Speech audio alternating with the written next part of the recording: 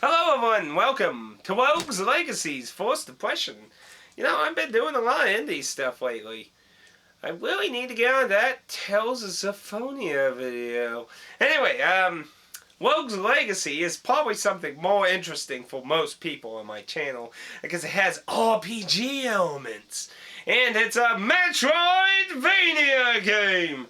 In case you're not aware, a Metroidvania game is a terminology that came both from Castlevania Symphony of the Night, which is the element of Metroid's map system rolled that and took in with RPG elements and tons of power-ups and boom, boom, boom, boom.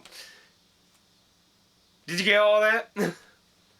Anyway, Rogues Legacy is a Metroidvania-style game with roguelike elements. Now you might be asking, Atticus, what's a roguelike game? You don't really talk about those much. Well, a roguelike game is a random dungeon crawling type experience.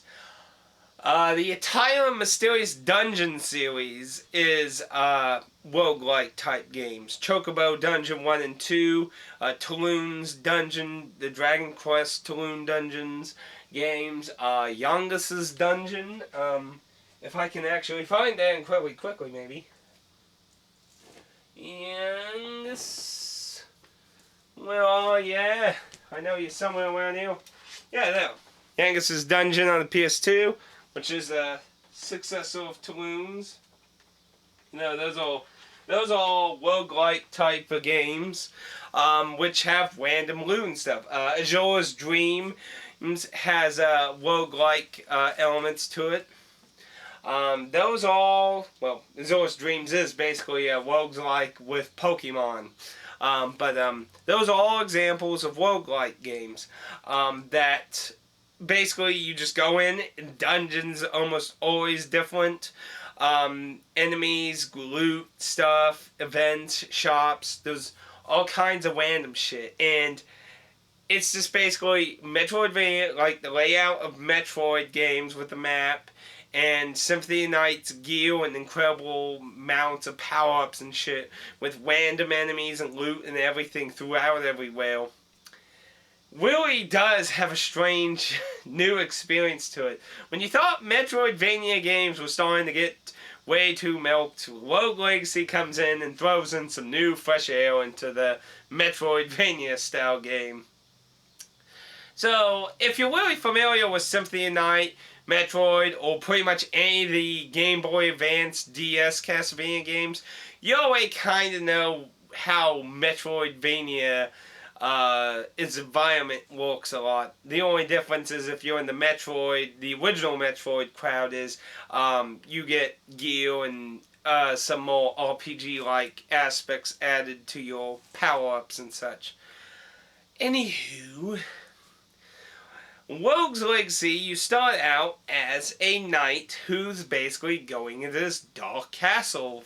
You're not really told why. You do get introductory that's in very black and gray, brown film style that, well, it's kind of like a monologue thing of that, and you don't really get explain what's going on. You go through a little area of the castle, stab somebody, and then you start your legacy. You start as a knight who goes into the exact same castle, and you have to find a bunch of bosses to unlock the door at the beginning of the castle, which I would presume is probably the end game, but I'm just assuming that. After all, this is a Forced Depressions. It's not like I know everything. I've gotten to the first boss, though. Or I'm presuming is the first boss. Every time your character dies, they're dead. They're gone. Forever. Gone. And a new character, your children, starts in your footprints. You get 3 children to pick from, and they'll be of different classes and have different issues, positive, negatives, and all kinds of weird shit. They'll have sub-weapons that can be magical or very Castlevania, throwing axes or knives, anyone. There's a lot of other unique tools though, but if you're familiar with Castlevania sub-weapons, again, that's a kind of a familiar aspect though, but those more than just simply the Castlevania tools of trade there. What's very interesting is the traits that your family members will get. They can get a lot of different traits, and there's only a few I know that have absolutely no real use aside from being laughably weird. Like, they can have flatulence problems, which as far as I know has no gameplay significance really. However, a lot of the traits do. Like, for example, one of them can be colorblind. Now you might be like, well, what's that gonna really do? Well, there's magic users whose robes are identified by colors. Now you won't know what the fuck they are until they shoot magic at you. That's a negative. However, there's also positives like OSD. If you destroy everything in the rooms, you get magic points for that. Cleanness is a good thing. So there's a lot of weird traits your characters can get. They can be short midgets, they can be normal, they can be thin and fragile, they can be gigantic. There's a lot of weird traits, and I'm sure I haven't even seen all of them. There's a really bizarre one. Well, the entire game will be upside down. I didn't read what the trait was. I was just like, what the hell is that? And I started the game, and I was like, oh crap, I should have been paying attention. Never picked that again. The whole game literally turns upside down. Even all the text is reversed, so you can't read anything. It's such a mean game, to be honest. And there's job classes. You start out with Wizard, Knight, and Barbarian. You can get other job classes such as ninjas and such as expanding your keep. Now the keep is technically the RPG elements of the game because there's no traditional RPG elements as in like, kill things, you get experience. Really, it's easier to think of all the gold you get as your experience because you use all the gold to upgrade your keep, which has dramatic effects on your HP, your mana, your character skills, and abilities that your character uses. So really, that's what I would consider more your level. And you do have a level, and it builds as your characters and keep get built. So, but it's not in a traditional RPG sense, though. So killing enemies doesn't technically really give you experience, but they can give you gold, so I guess in a way you could also argue if you go with my logic though, so I guess you could argue that.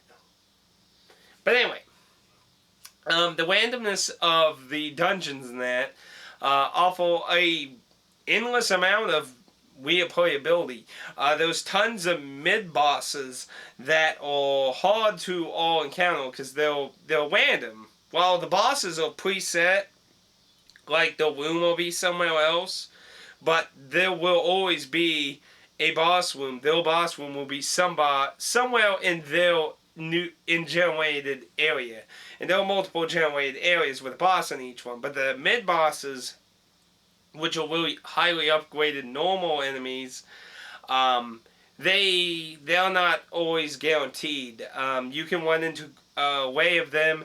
They're pretty hard, and I hear they drop very nice loot if you can kill them. I didn't get incredibly far yet. Like I said, I made it to the first boss. I've only seen one mid-boss. They were giant skeletons. They killed me. So, but yeah, there's a lot of abilities and stuff. There's a lot of fun replayability. And of course, on top you get a blacksmith and enchantress who can do things with your gear, give you special abilities to double jump and stuff, and improve your gear. And then you also get the architect, which will lock down the layout of the map currently. So in case you're like, well, I found the boss in the last area all the way in the corner, and I got the teleporter, it would be a shame to just have to look for it again. Lock it down, and boom, now you can just go boop and teleport there and try the boss over and over again with every new child who doesn't make it and get a new one. Over and over. Although it leaves a very nice impression on me. It's very platformy also though, cause I would say it's a lot more platformy than like Symphony of the Night in that. Like, if you want an idea of what I mean. Because some layouts can be a little more demanding and better platforming. Like there are special platforms you have to hit up atop that make them split open, and they temporarily stay like that. Those wombs that can generate that are just like nothing but spikes, and then those platforms in there. So one fuck up on your jump, yeah.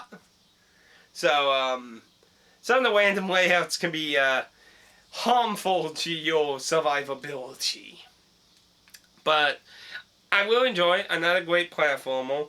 So some of those wombs will suck, but you can progress, get more money, and make your character better and survive better and have more HP and stuff. So, you know, it's kind of like that kind of Dark Souls mentality.